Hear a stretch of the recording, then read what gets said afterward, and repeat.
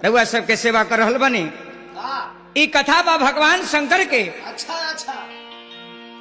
कथा से पहले बाबू एगो कवि के भाव लागल। ई बात के तनी देखो कैसे देववाणी में कहल जाला। कैसे कहल जाला देववाणी में? भगवान शिव की कथा बाबू। इस शरीर पवित्र हो जाई बाबू। शिव है, जीव है, जीव है, शिव है। ऐसे तनी कह दे देववाणी में कैसे? कर्पूर गौरम करुणावतारम संसार सारं भुजगेन्द्रहारम सदा वसंतम हृदयारविंदे भमं भवानी सहितम नमामि।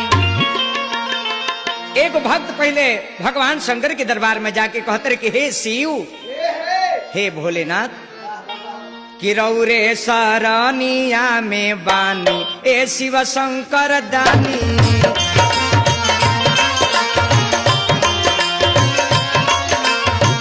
रौरे सरनिया में बानी ए शिव शंकर दानी।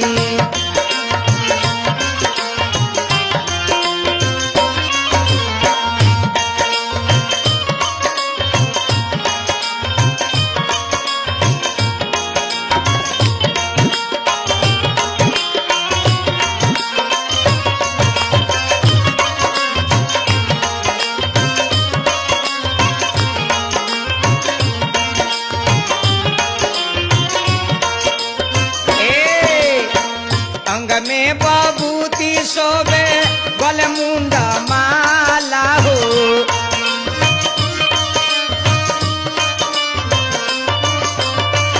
अंग में विभूति शोभे गल मुंडा माला हो।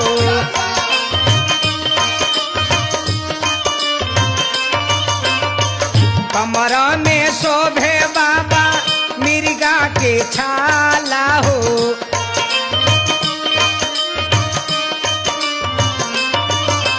हे भगवान, जटवा से गंगा महारानी ए शिव शंकर दानी।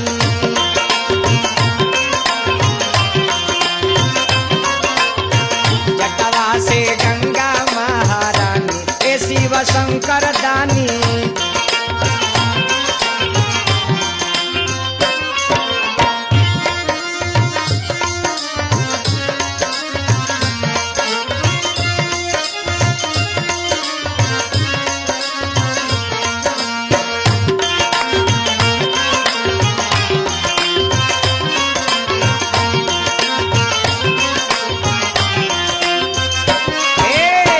कहता विजेंदर बाड़ा सबका से सुंदर बाड़ा।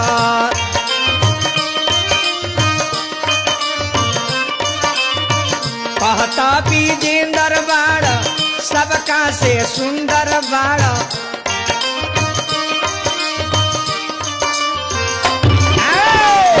संगवा में गौरा महारानी ए शिव शंकर दानी।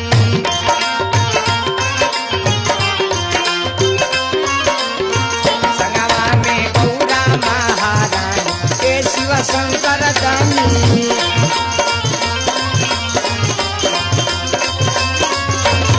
शरण में आइल रउआ बानी ए शिव शंकर दानी।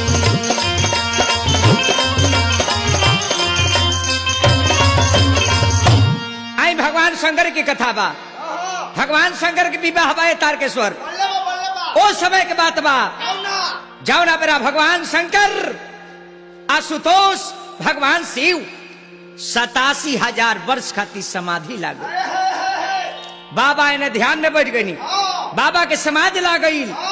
आज तले वही बीच में एगो असुर पैदा हो गई, एगो राक्षस पैदा हो गई जौना के नाम रहे तारकासुर। अब लागल पापी देवता लोग के सतावे, तबाह करे लागल। जहे जे देवता मिले बेइज्जत करे लागल। तो सारा देवता मिलके आ चल गईले भगवान विष्णु के दरबार में। आ जाके विष्णु जी से देवता लोग कहता, हाथ जोड़ी अरे पूजिले चरानावा ए दीनानाथ मानी ना कहाना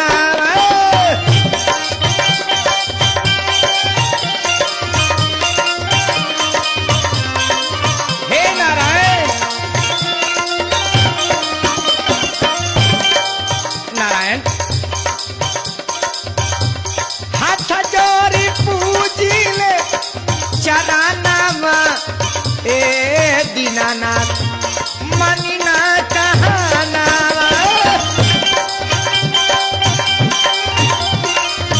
दया करी भगवान।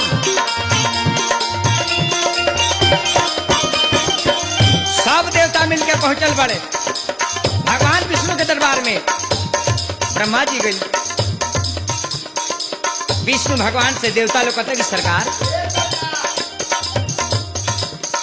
अब ना सहल जात तारका के उता पाता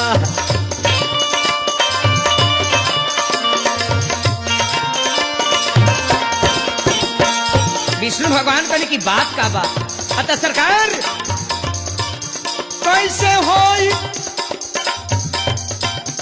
कैसे होई पापी के मरानवा ए दीनानाथ मनी ना कहानावा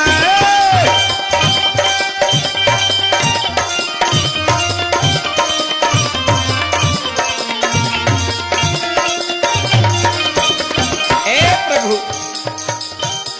कहता विजेंदर कहता विजेंदर कहता विजेंदर कहता विजेंदर गाई शरण में माथा नाई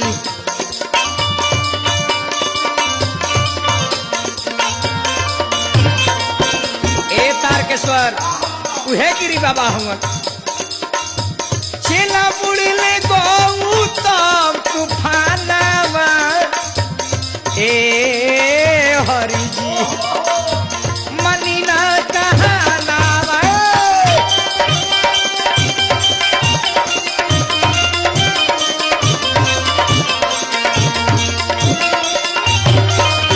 कैसे होई पापी के मरानावा ए दीनानाथ मनी ना कहानावा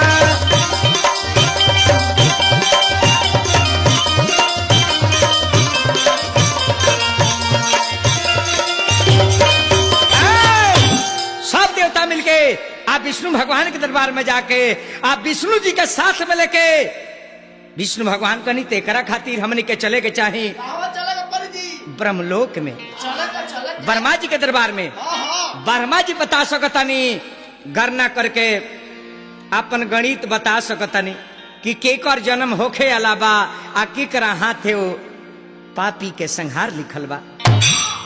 तो सारा देवता मिलकर गए कहवा ब्रह्मा जी के दरबार में आ जाके ब्रह्मा जी के जयकार बोललो ब्रह्मदेव की ब्रह्मदेव की ब्रह्मदेव की।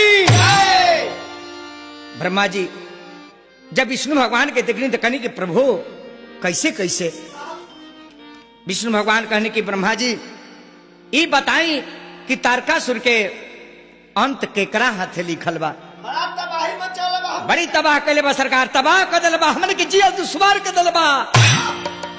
ब्रह्मा जी कहने की उपाय क्या बा सरकार उपाय है बा भगवान शिव 87,000 वर्ष खाती समाधि लोगों बनी आ माई पार्वती अपना माई बाप के छोड़ के जंगल में बैठल बाड़ी।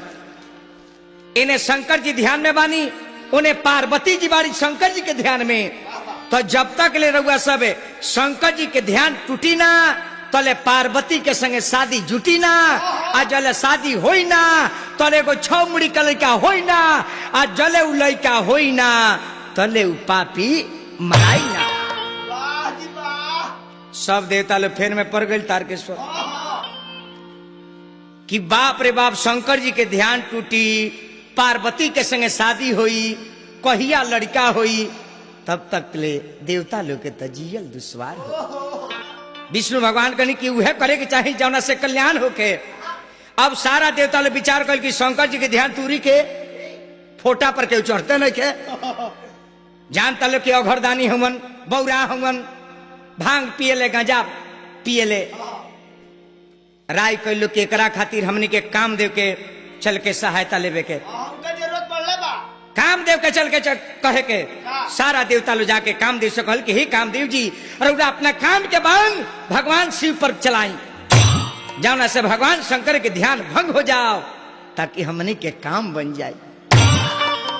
कामदेव कहले कि सरकार बात तो ठीक बा लेकिन इहो निश्चित बा जे उनका सझुराला और दुआई अछैत दुनिया से जाला। लेकिन कामदेव जी कहनी सरकार देवता लोग के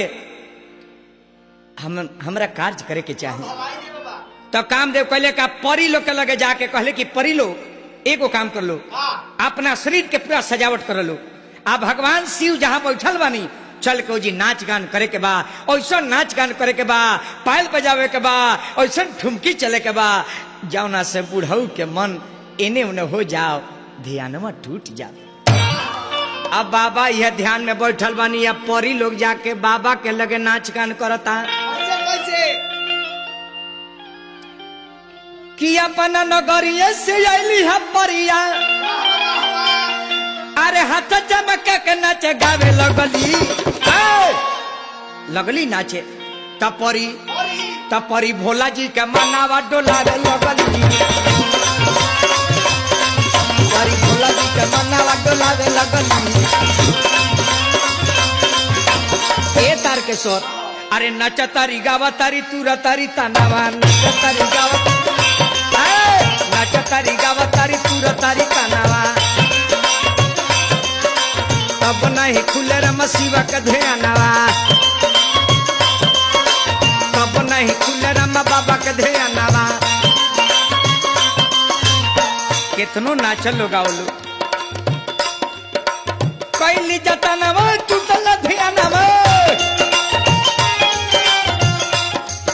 अरे मन मन परिया लजाए लगली। परी लोग कितनो मेहनत कई लेकिन शंकर जी के ध्यान भंग ना भई। परी लो अपन अपन अंगुरी दांते काट के कहलो कि अतना मेहनत कैला पर यहाँ के कितना बौराह बानी कि ध्याने भंग नहीं किया हो।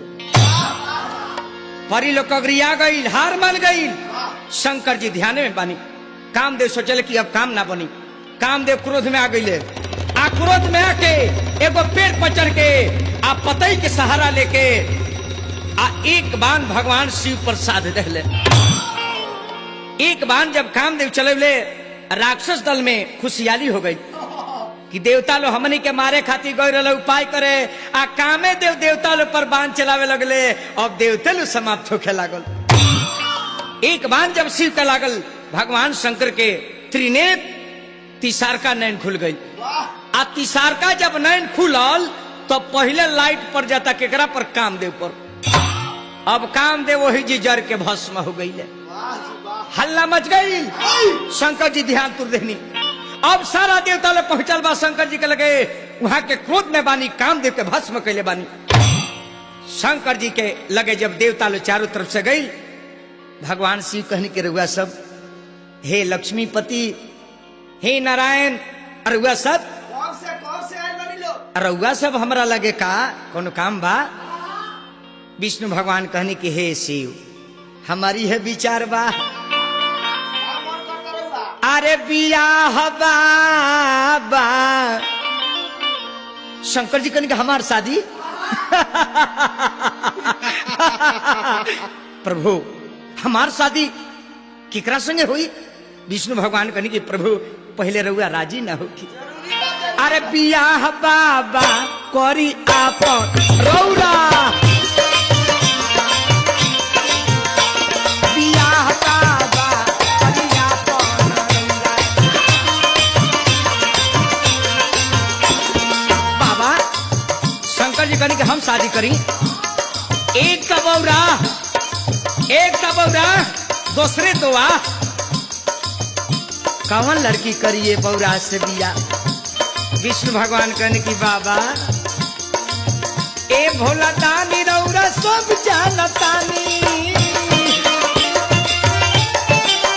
ए बाबा सब जानतानी अरे जान के बनिले पौरा बाबा करियापन रौरा बियाह बाबा करी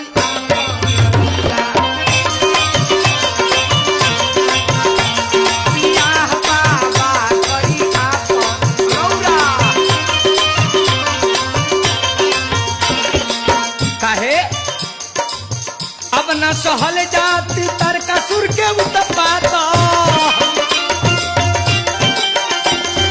हे भगवान सिंह अरे हमने के कोई बात बाबा शंकर जी कहने की का अरुआ सबके विष्णु भगवान कहने की हाँ प्रभु बियाह बाबा करी आप रौरा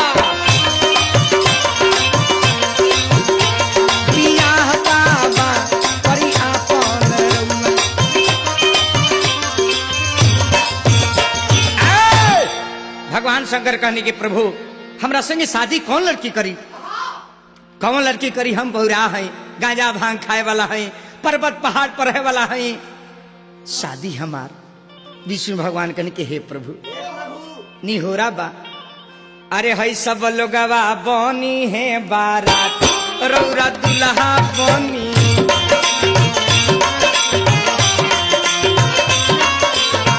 आई हो शिवा दुल्हा बनी आहो बाबा दुल्हा बनी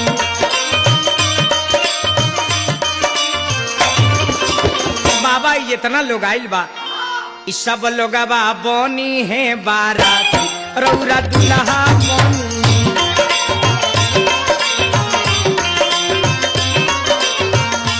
हे महादेव सगरो भेजाई नेवता पढ़ पढ़ के आई है देवता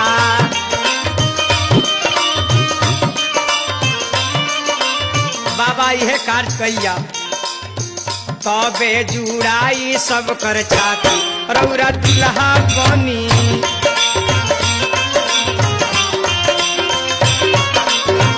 तबे जुड़ाई सब कर छाती रौरा दुल्हा बनी बनी बाबा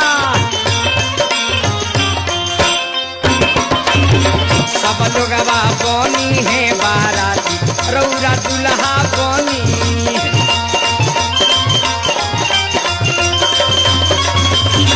सब लोग बनी है बारात ए बाबा दुल्हा बनी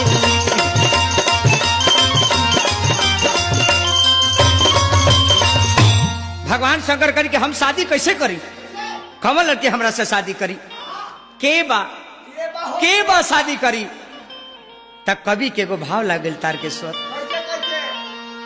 कि प्रेम पगले से सुमन भाई प्रेम एगो ऐसा सौदा है प्रेम ना चिनेला जात पात छोट बड़ श्याम और गोर प्रेम केहू के केहू से लाग सकता कि प्रेम पगले से बाबा रुए अपना के बौरा कहता नहीं ना ना बाबा ना अरे प्रेम पगले से जे करा हो जाई ओकरा राज के कुमार का होई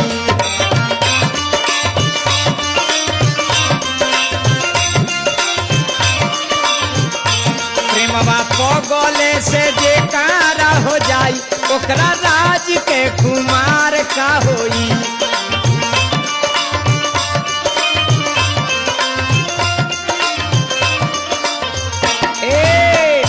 बाबा ए जी कवि कहत रहे अपन कल्पना कैले बड़े नींद जेकरा निखहरे आ जाई अगर नींद जेकरा निखहरे आ जाई अगर ओकरा का होई बिस्तर जमी के ऊपर आहा ये अपना भावला के बात बा अपना चीत पर चढ़ला के बात बा बासमती चावल हो के सुमन भाई ए राजेश जी तारकेश्वर जी बाबूजान जी प्रेमनाथ तस्लीम अरे बासमती चावल होके एक और खैनिहार बाड़े की कहले कि महंगा बा लेकिन सुमन भाई बड़ा बासा आता आधे हाथ में को चावल होला हमने किया खास करके लाल भात होला लाले अमाड़ होला लाले खैनिहारे कहो बाले की कहले कि आहा बासमती छोड़ रे कि मड़वे भतवा कितना नीक लागता ए तो छूछे भात बिना घोटल ले घोटाई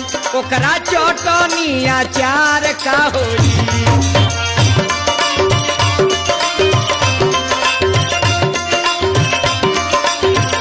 प्रेमवा पगले से बेकारा हो जाई ओकरा राज के कुमार का होई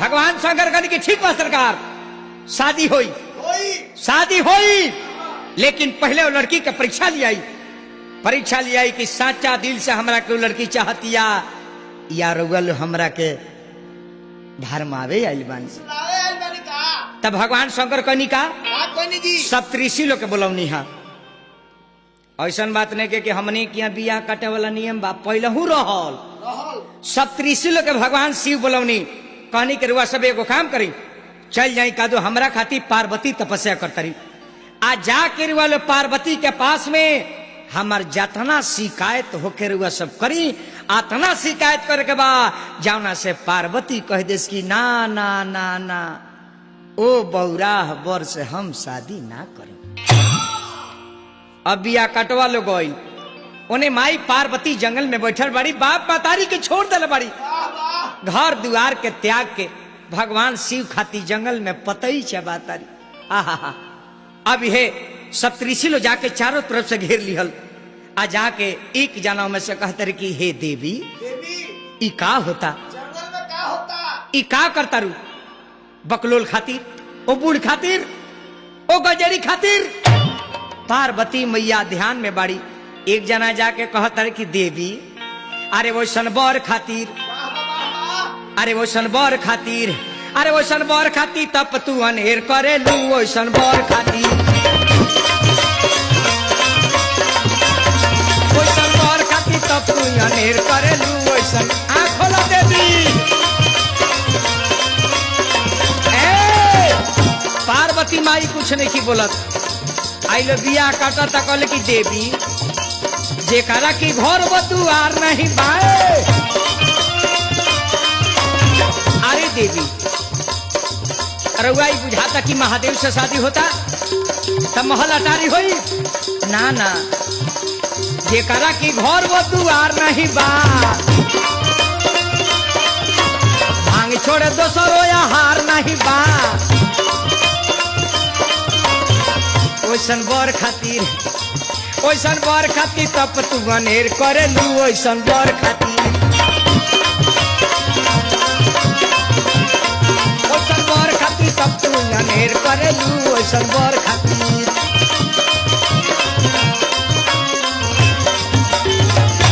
पार्वती जी कुछ ना बोली बाबूजान भाई तब दूसर को जाना जाके कहते रहे कि हे देवी अरे रउआ है राजा के बेटी कोनो राजकुमार से शादी हुई आहा रानी बन के महल में जैती अरुरा पहाड़ पर झोपड़ी में जाए खाती तपस्या काहे तई कहता रे अरे कैसे कटी हे देवी शादी तो हो जाई शादी हो जाई लेकिन काटला ले पटल भारी है सही बात भाई पटरी जमल बड़ा भाग से जमला दिनवा तो कसहू कटिए जाला दुख से या सुख से लेकिन पटरी जम जाओ तो ई बड़ी लमहर बात बा अरे कैसे कटी अरे कैसे कटी अरे कैसे कटी हो रामा कैसे कटी कैसे अरे भिखारी संग जिंदगी कैसे कटी भिखारी संग जिंदगी कैसे कटी तब वो पार्वती मैया ने की बोलत तीसरकू जाना आगे बढ़ के कहतर के रुआ हटी हटी हम देखिए वो दूल्हा के शिकायत करे हम एकदम बियाह काट दे तीसरकू जाना जाके कहता रे अरे सजनवा तहर पागल ए गौरा हो सजनवा तोर पागल अरे बलमुआ तहर पागल सैया जी ए देवी अरे सैया जी तहर पागल हवने राम।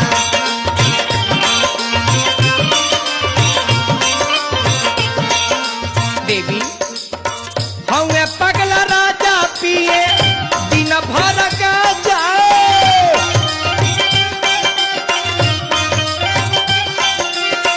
अरे पार्वती शादी हो जाई तो करम जर जाई। करम में तारा योगिया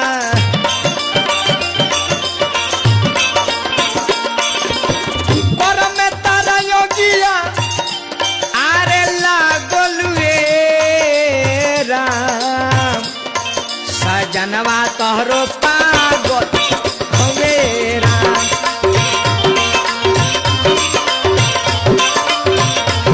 सैयाजी तोहरो पागल हवे राम। तब वो पार्वती मैया ना घबड़ली शिकायत से। तब फिर एक जना जाके कहतर के रुआ हटी। आहा देवी शादी हो जाई, शादी हो जाई, लेकिन एगो बात लिखल बा, प्रमाण बा। ऐसे देवी अरे वह तपस्या छोड़ दी, अरे वह छोड़ दी। ई हमनी के अर्जी बानी, होरा बा, चिरौरी बा। ई जाके भड़काओ तारे का कहो तारे। अरे तू ता बारू अभी नई नवेली आ ताहर बारवा बाटे रूढ़। रूढ़ के माने जानतर भोजपुरी में रूढ़ के कह जाला जरुमठ के। अरे तू ता बारू अभी नई नवेली आ ताहर बारवा बाटे रूढ़। आ मलपट उनकर मलपट देख तारू इतना ना उम्र हो गई बा। अरे मलपट उनकर का पतबावे बारवा बाटे बूढ़।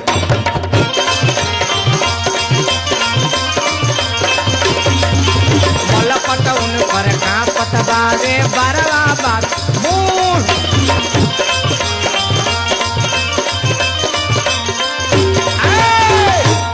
तले फिर जना जाके कहले कि ऊ ना अभी गढ़ुअल बताओ के पड़ी। तो साचा बात अब बानी बतावत सबसे बाटे गुड़। पार्वती शादी हो जाई लेकिन जान ली हो साचा बात अब बानी बतावत सबसे बाटे गुड़। लिखल बा देवी। अरे वह जानता नहीं कि कुंवार दुल्हा से शादी लागत तो ना ना। अरे वह जब चल जाए उनका घर तब पहले तो एगो बबुआ होई है।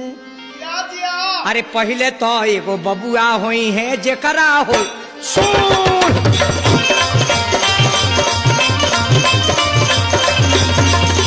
पहले तो एगो बबुआ होई है जेकरा हो सूर।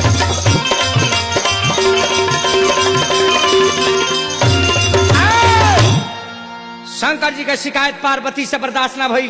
कान पर हाथ रखले बड़ी कहले कि सुनी सबे मुनि बाबा। ऐसा हुआ मतलब बाबा देव ऋषि नारद के बानी मन में अपना धैले बानी। उनकर मत हुआ सब निंदा करी आपन अपन रास्ता बिया कटुआ माने न केहू कसला, माने न केहू कसला करे कोई गंजेरिए से बिया। सब त्रिशिलो के जवाब मिला तो सब त्रिशिलो लौट के आ गई। भगवान शंकर कहनी कि का भइल ह? देवी का कहतरी? सब त्रिशिलो कहल कि हे भोलेनाथ उ लड़की मनी है ना शादी रुआ संग होई। शंकर जी कहने की शादी होई बिया कटल है ना। सब त्रिशिलो कहल कि महाराज अब हमनी के कितना शिकायत करी, जितना शिकायत बा अब मिला जुला के